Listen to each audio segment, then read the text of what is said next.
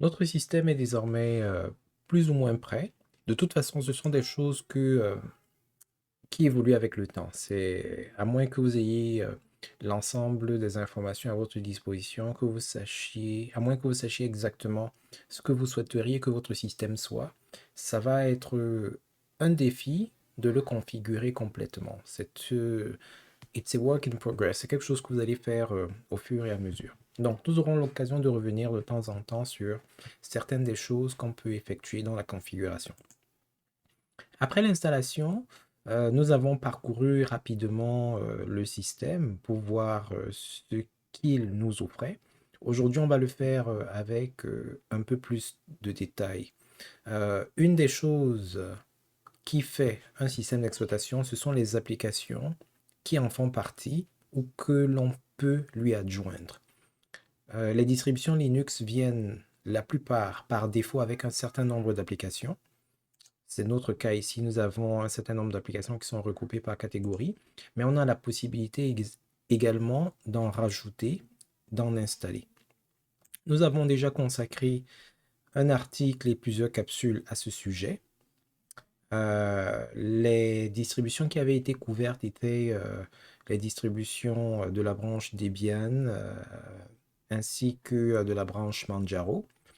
Mais les principes sont globalement les mêmes pour tous. Donc, nous vous invitons, si vous êtes vraiment débutant sous Linux, à consulter cet article qui se trouve sur notre site web, ainsi que les capsules associées.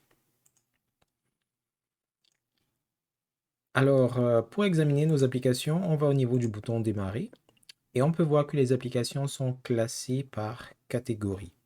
Ce sont les applications qui sont livrées avec le CD d'installation ou avec l'image d'installation. Et les rubriques de catégorie sont définies par les constructeurs. On a la possibilité d'avoir les applications favorites. Au fur et à mesure qu'on va se mettre à utiliser des applications, ou alors plus souvent on utilise une application et plus elles ont de chances de se retrouver dans cette liste. C'est un peu comme certaines des plus utilisées. Récemment utilisées, c'est comme son nom l'indique, ce sont les applications récemment utilisées. Toutes les applications, ça vous permet d'avoir accès à l'intégralité des applications qui sont installées sur votre système. Et après, les catégories commencent. Alors, les accessoires, j'ai l'impression que c'est souvent une catégorie méli-mélo. On va y mettre toutes les applications qu'on n'a pas pu classer particulièrement parce que dans les accessoires, créateur de clé USB, c'est un accessoire, mais j'aurais peut-être mis ça dans, comment on appelle ça, les paramètres ou les applications système. Éditeur de texte, ça aurait pu être dans Office, bureautique.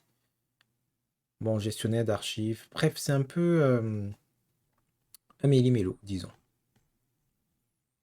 Alors, ce qui est fourni avec notre version de Linux Mint, c'est dans les accessoires, nous avons la calculatrice, capture d'écran, très utile.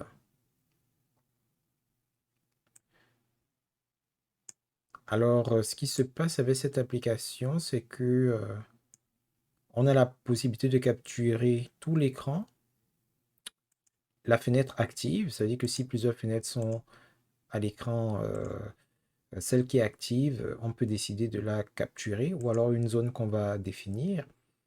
On peut définir le délai avant la capture. Donc, ça c'est intéressant. En fait, la plupart de ces applications sont intéressantes.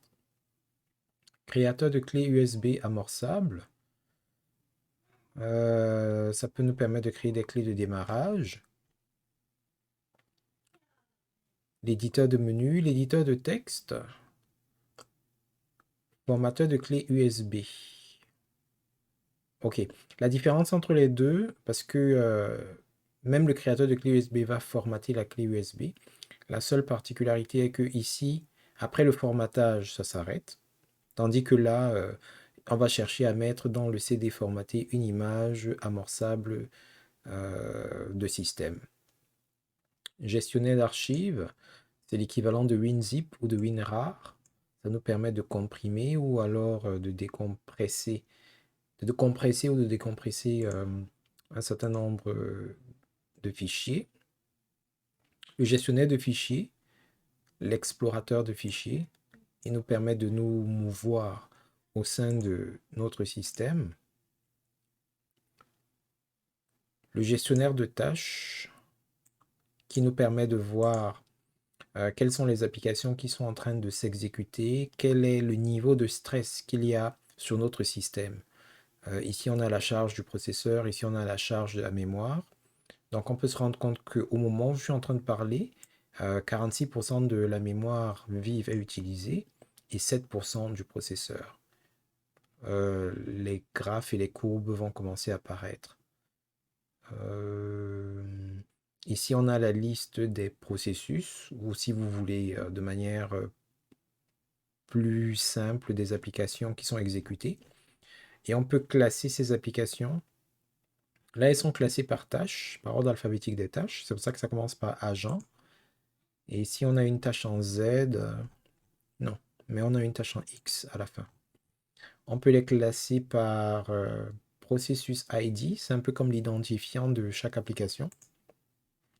Alors, je ne suis pas sûr de ce que je dis, mais j'ai l'impression que le numéro qui est là, c'est un numéro d'index et il dépend de la séquence de lancement des processus. Ça veut dire que si une application se lance en premier lieu, elle aura le numéro 1. Celle qui se lance juste après aura le numéro 2. C'est ce que je pense. Ça, ce serait à vérifier. On peut également les classer par quantité de mémoire utilisée au moment où on est en train de faire l'opération. Donc là, par exemple, on peut se rendre compte que Firefox est en ce moment l'application qui consomme le plus de mémoire, avec 334 mégas au total.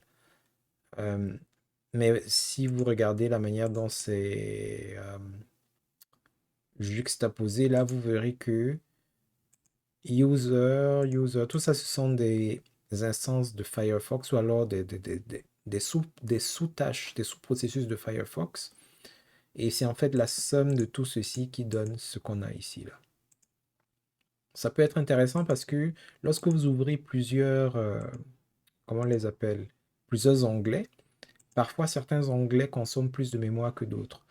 Un outil comme celui-ci peut vous permettre de savoir quel est l'onglet qui est en train de phagocyter votre mémoire vive et éventuellement de l'arrêter. On peut également classer les processus en fonction de la charge processeur que ceux-ci génèrent. Et pour voir les informations sur une tâche en particulier, il suffit de cliquer avec le bouton droit et il y a un certain nombre d'actions qu'on peut effectuer. On peut arrêter, terminer, tuer, qui ne sont pas tout à fait des équivalents. Mais ça permet d'effectuer un certain nombre d'actions sur les processus en cours. Alors ça peut être important.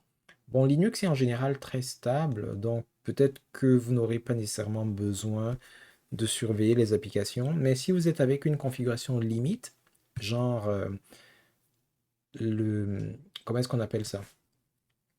Les, les, les, les prérequis vous demandent d'avoir une certaine taille RAM, une certaine capacité de processeur ou de disque dur, et l'installation que vous faites navigue autour de ces paramètres de base, alors ça se peut que dans certaines circonstances, votre système soit à la limite vraiment, et vous pourriez expérimenter passablement de l'instabilité. Si vous installez également des applications expérimentales, ça se peut très bien que vous ressentiez de l'instabilité et qu'un outil comme celui-là puisse être utile. Un équivalent de cet outil, du gestionnaire de tâches, mais qui est disponible dans l'invite dans le terminal, c'est Htop, qui vient, je pense, presque par défaut avec l'ensemble. Ah ben non! Il n'est pas là. Et je pensais qu'il était là. Non, il n'est pas là. Donc, il faudra l'installer. Bon, on reviendra là-dessus plus tard. Mais Htop est un équivalent. Ça ressemblait à Htop, hein. Ok, bon, bref. Qu'avons-nous d'autre dans les accessoires? Alors, nous avons un outil pour prendre les notes. Alors, liste des applications. Ah ben, c'est exactement la même chose que la liste des applications que nous avons ici. Ça nous permet juste d'avoir une interface en dehors du menu démarrer. Donc, ce que nous étions en train de faire, on peut continuer à le faire sans avoir à activer le menu démarrer pour cela. Donc, ça peut être... c'est plutôt utile, moi je trouve. Si vous avez un écran très grand, ça peut être intéressant de prendre cette fenêtre et de la placer sur un de vos autres écrans. C'est un peu comme si vous avez un menu démarrer permanent. Alors, quelles sont les autres applications critiques qu'on peut avoir? Alors, voyons voir mots de passe et clés. On dirait que ça se comporte comme une voûte. Oui, c'est comme une voûte.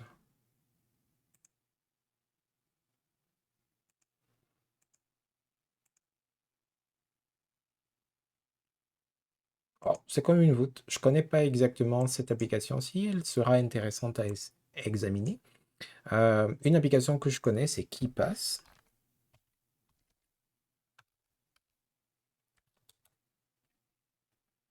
Nous aurons l'opportunité de faire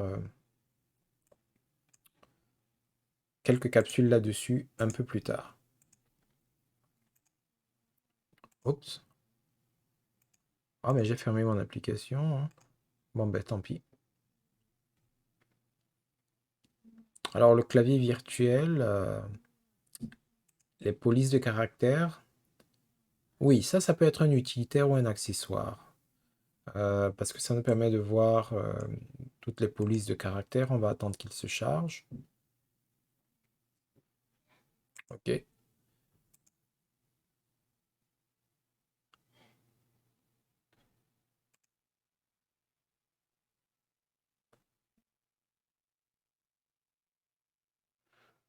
On a un outil de recherche de fichiers. Alors ça peut être intéressant pour vous. Ça peut être intéressant pour vous, surtout si vous êtes débutant dans... Ah, mais ça prend du temps, l'outil de police.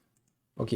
Ça peut être intéressant pour vous si vous êtes débutant sur Linux et si vous ne savez pas encore comment naviguer à l'intérieur de tous ces dossiers. Bon, vous retrouvez dans votre dossier personnel, ça devrait être relativement simple parce que c'est relativement comparable à ce qui se passe sous Windows ou sous Mac.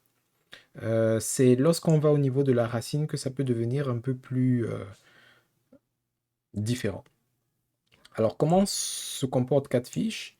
Dans la zone en haut à gauche ici, vous sélectionnez l'endroit où vous souhaiteriez que le système recherche votre fichier.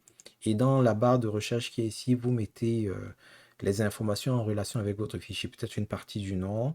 Dans certains cas, pourquoi pas une partie du contenu que vous recherchez. Vous pouvez également jouer avec les paramètres ici. Alors, si vous ne retrouvez pas les informations dans votre dossier personnel, bah, ça peut être pertinent de sélectionner ici système de fichiers et de rechercher le fichier. Mais ce serait étrange que vous ayez à chercher un fichier en dehors de votre système, en dehors de votre dossier personnel, à moins que ce soit un fichier système que vous recherchez. Alors, on a une application qui est fortement instable. Ça peut être l'occasion pour nous d'utiliser le gestionnaire de tâches. Alors, le gestionnaire de tâches, ça c'est qui? Ça c'est... Voyons voir quelqu'un qui occupe le processeur. Ah, gestionnaire de tâches. Quelqu'un qui occupe la mémoire. Ah, c'est lui. GNOME Font Viewer. C'est lui. On va donc le terminer.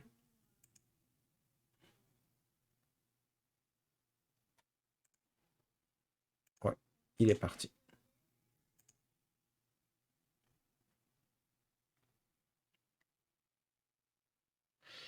Alors, le renommage de masse, c'est intéressant. Bon, on aura l'occasion de revenir dessus. Mais c'est beaucoup plus pertinent si vous avez, par exemple, plusieurs dossiers ou plusieurs fichiers à renommer.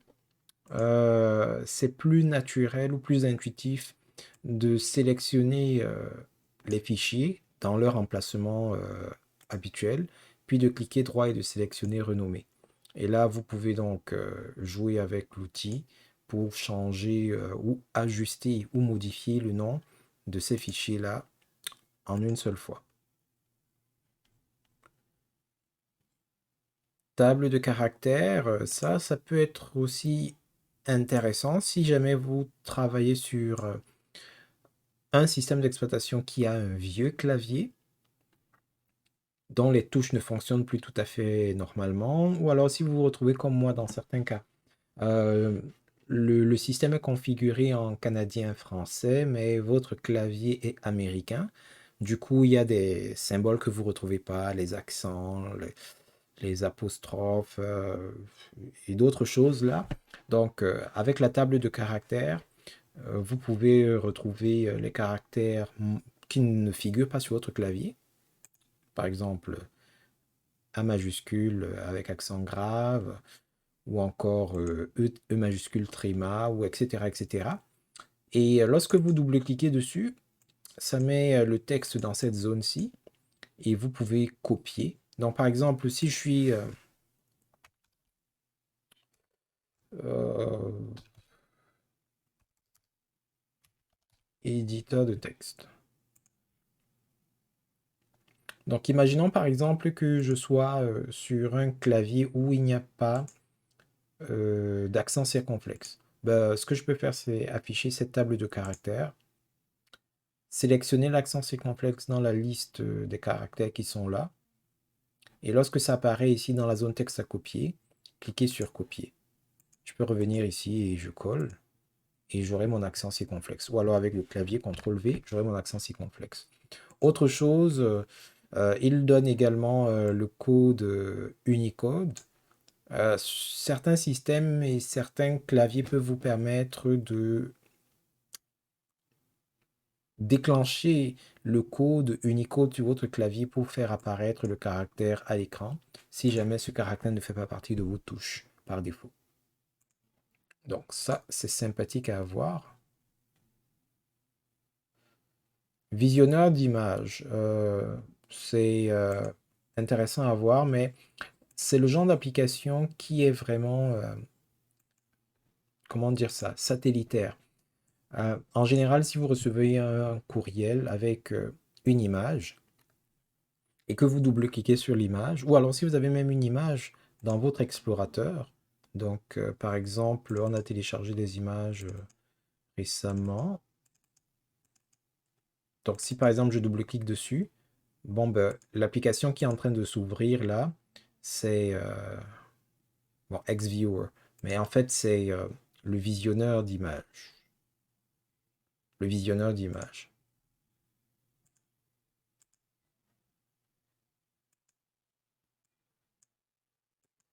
Ah bon, il refuse. Bon, on va fermer ici et on va venir donc là. Vous voyez, c'est exactement la même application. Donc, c'est le genre d'application qui vient par défaut et qui se déclenche quand vous en avez besoin, tout simplement. Ceci dit, vous pouvez euh, l'activer toute seule et par exemple charger. Donc, si je fais fichier ouvrir et que je me dirige par exemple dans mon dossier téléchargement, image, arrière-plan, euh, je peux l'ouvrir, l'exploiter de cette manière. Mais c'est souvent le contraire. On agit sur l'objet et l'objet interpelle via le système l'application adéquate. Et puis finalement, qu'est-ce que nous avons? Nous avons un visionneur de documents. C'est le même principe que le visionneur d'images, sauf que ça s'applique aux documents. Et la particularité de ce visionneur de documents, c'est qu'il est multiformat. Donc, bon, les formats auxquels on pense par défaut sont par exemple des formats tels que le PDF et et ouais, PDF, les documents XML, mais il est capable de lire vraiment toute une variété de formats. Alors, Warpinator, moi, je le connais pas du tout. Ce serait intéressant de voir comment est-ce qu'il fonctionne. Donc, peut-être que nous aurons une capsule à ce sujet un peu plus tard.